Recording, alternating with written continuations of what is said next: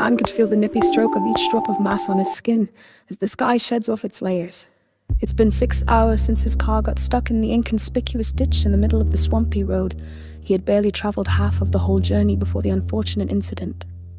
He paced to and fro with his head pounding as he racked it to figure out how he could get out of the unpleasant situation. The more he tried, the more the situation worsened with each passing second.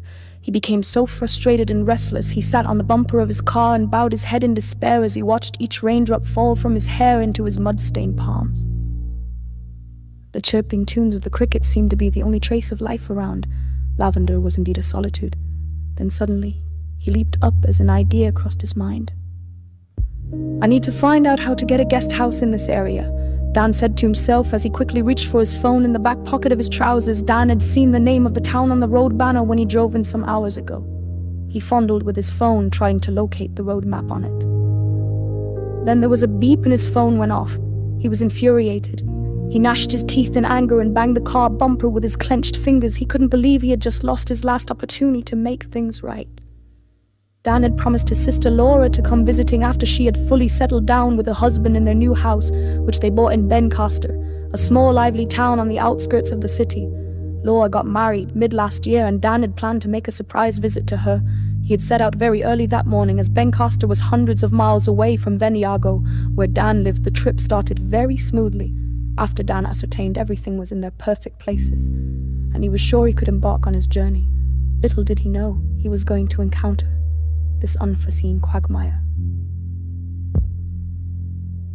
Now, he was becoming more impatient as the thickness and darkness of the dusk became apparent.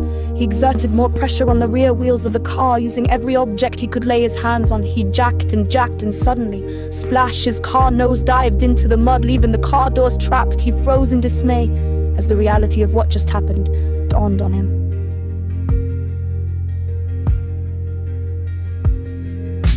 Having lost hope in restoring his car, he decided to take a drastic decision before it was too late. He set out into the dark and started making his way to an unknown destination, a place he had never been. Maybe he would be lucky to find a place to lay his head. Maybe he would find help. He set out into the dark and started making his way to an unknown destination, a place he had never been. Maybe he would be lucky to find a place to lay his head. Maybe he would find help. Dan's sight had gone dimmer. He could hardly see objects for what they really were. His being was entrapped in gross darkness.